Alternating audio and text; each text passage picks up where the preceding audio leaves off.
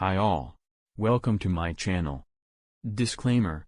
I am not registered with SEBI and there is no trading and investment advice for you. Consult your financial advisor for any investment and trading. Like, share and subscribe RS Trading. Hi all. Welcome to Hello friends, welcome to my channel. This is Raghav. Let's start Nifty and Bank Nifty analysis for Monday, and parallelly we will see the other indices like the Dow Jones, S&P 500, DAX, what they are doing, and our sectorial wise analysis ki which sector will do good in this week. So let's start. सो ये Dow Jones का daily time frame में chart है। तो जैसा कि आप देख रहे हैं कि डाउ जोन्स एक चैनल में चल रहा था ना, वो चैनल का ब्रेकआउट हुआ है और डाउ जोन उसके ऊपर सस्टेन किया हुआ है। प्लस डाउ जोन्स अभी 50 डे मूविंग एवरेज के ऊपर अभी यहीं पर आसपास सस्टेन किया हुआ है। तो अभी आगे की क्या पॉसिबिलिटी हो सकती है? This is the range which Dow forms in this week. So if this is breakout, then the price will move further higher above 35,000. If move down, then price move lower to test this level. But as of now situation is more for higher side, means डाउ एक breakout देने को ready हो रहा है और probably we will see upper side movement till 35,770 और 36,000 as well.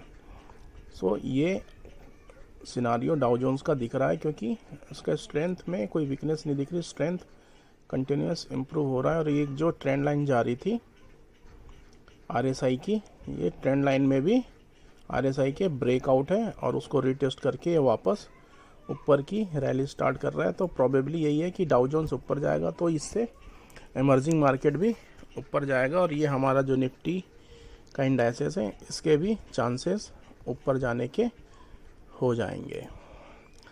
जैसा कि देख रहे हैं कि जो एसजीएक्स निफ्टी है अभी 50 पॉइंट्स ऊपर की क्लोजिंग दी हुई है।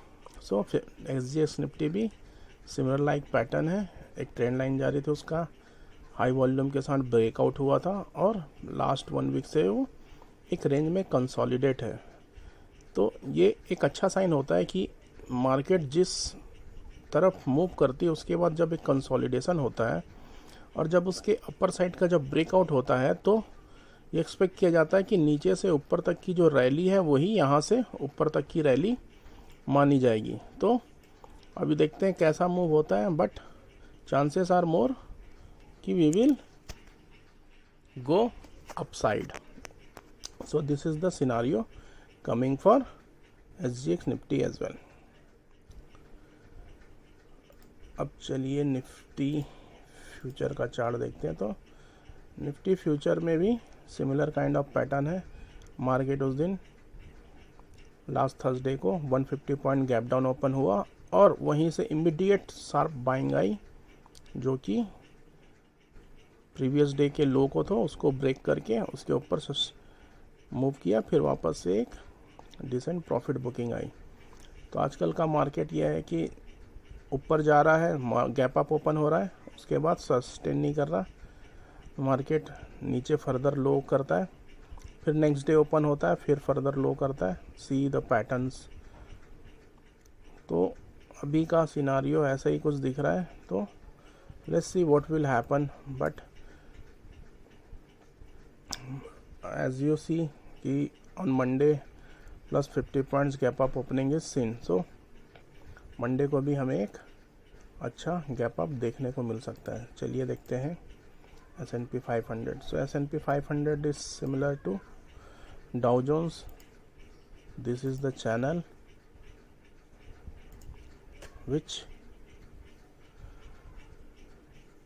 breakout in heavy volume and 2 days consolidation. S&P 500 already given the breakout. So ये consolidate रीज़न था लास्ट 4 डेज से इसका ब्रेकआउट फ्राइडे को मिल चुका है हमें S&P 500 में।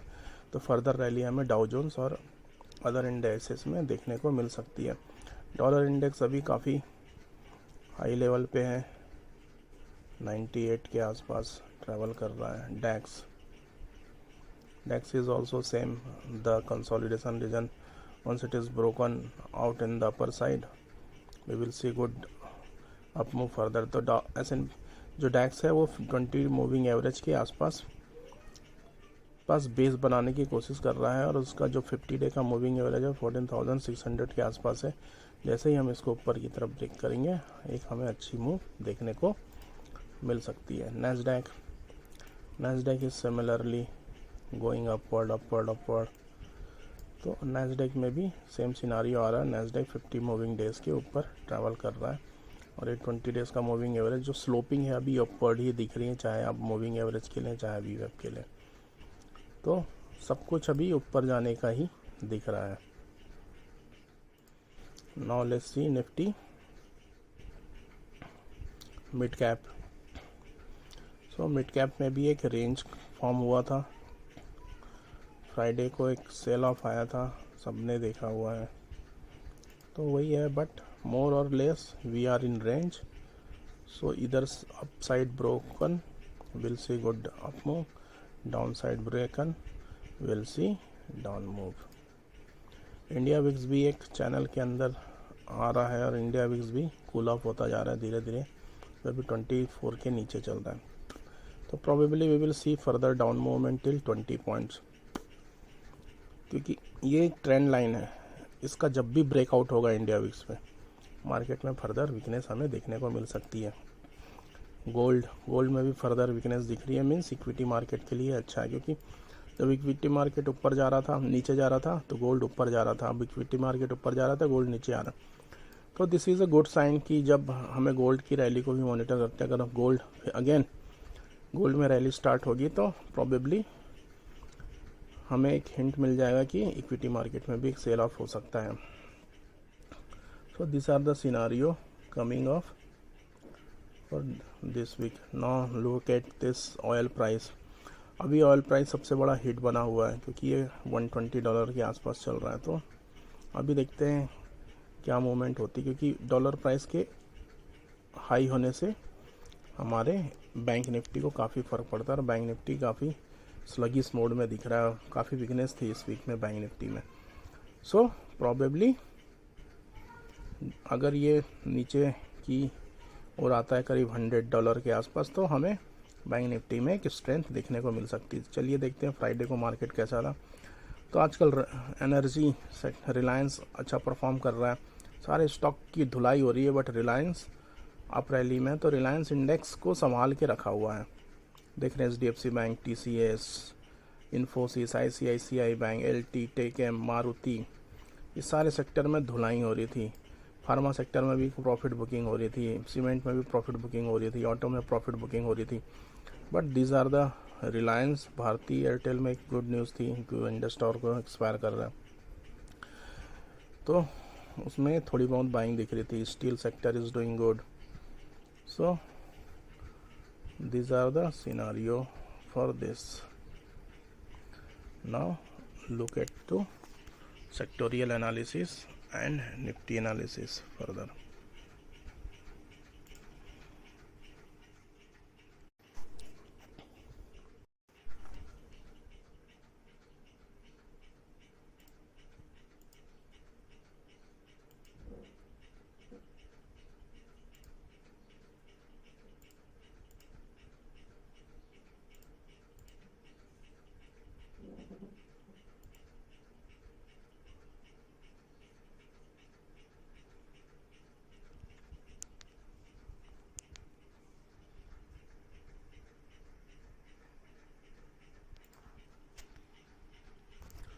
Nifty probability for Monday. So this is Nifty 15 minutes chart.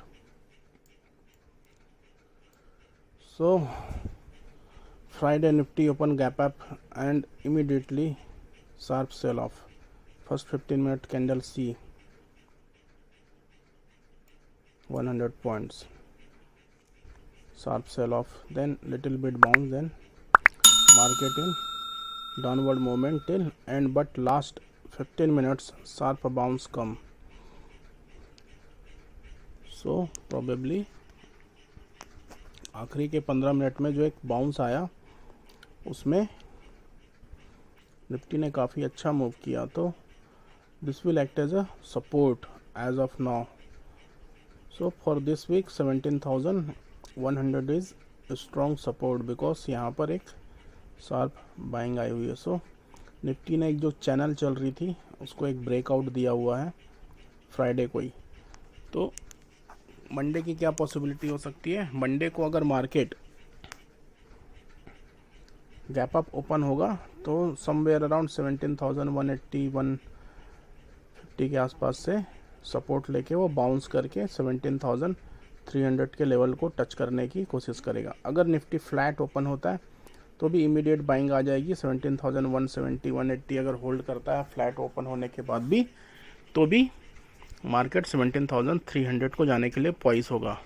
Nifty अगर 40-50 पॉइंट का गैप डाउन भी होता है तो निफ्टी 17,100 के आसपास से, क्योंकि यहाँ से एक शार्प बाउंस आया हुआ सपोर्ट लेके वापस ये डब्ल्यू शेप बना के रिकवर करके मूव कर सकता है. अगर निफ्टी में करीब 100 पॉइंट का गैप डाउन हुआ तो फिर एक सेल ऑफ हमें आ सकता है जो निफ्टी को 17,000 के रेंज पर ले जा सकता है. But as of now the SGX Nifty shown 50 points gap up.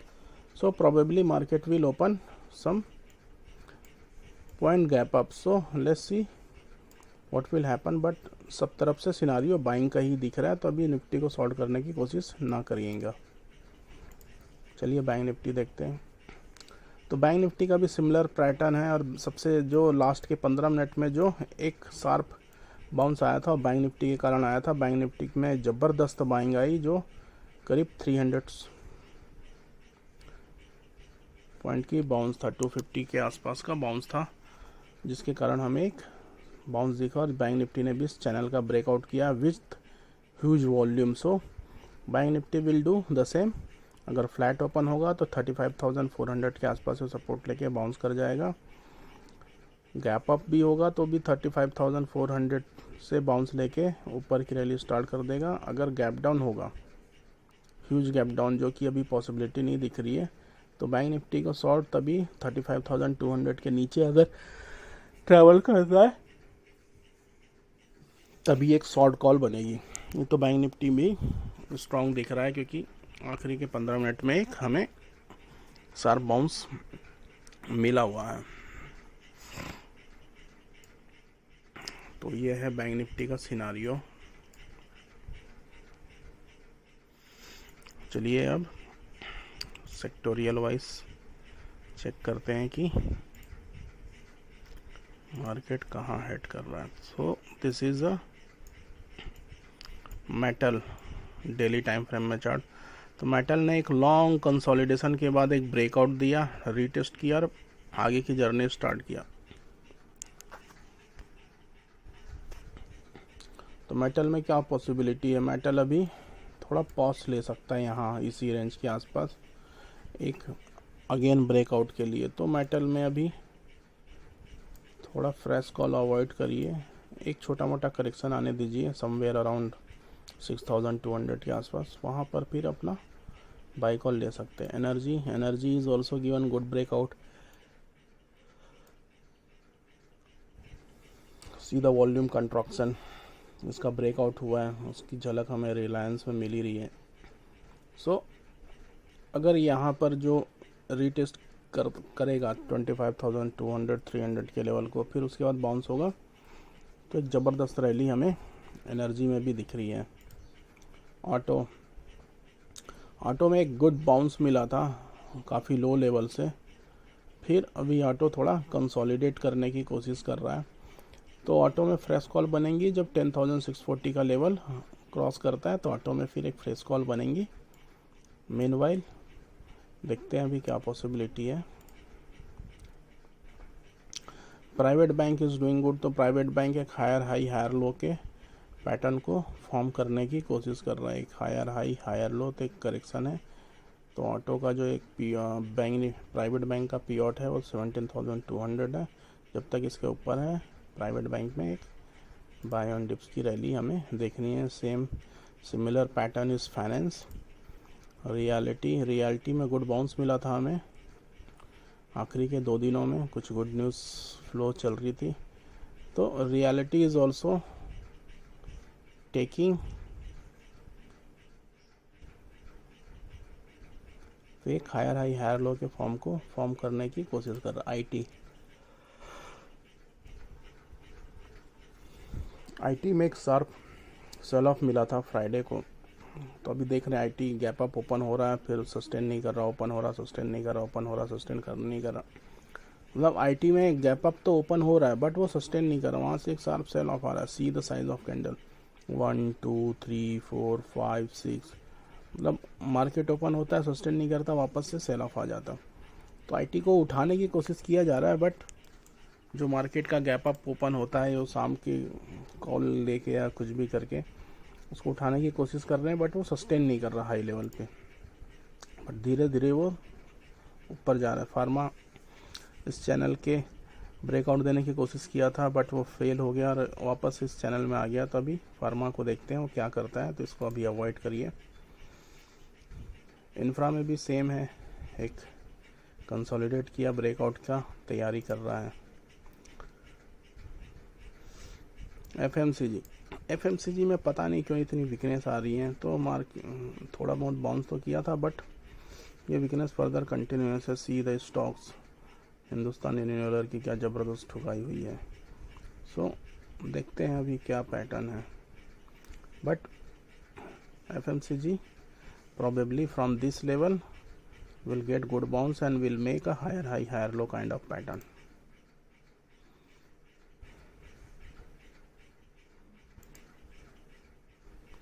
Media,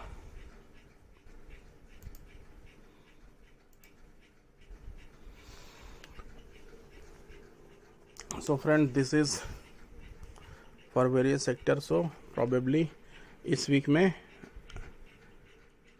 bank Nifty और फाइनेंस बाउंस कर सकते हैं क्योंकि वो उनमें वीकनेस दिखी थी हमें इस वीक में, और other sector like energy metal में थोड़ी बहुत प्रॉफिट बुकिंग आ सकती है। आईटी में स्टार्ट हो गई थी फ्राइडे को ही, फार्मा में भी फ्राइडे को स्टार्ट हो गई थी।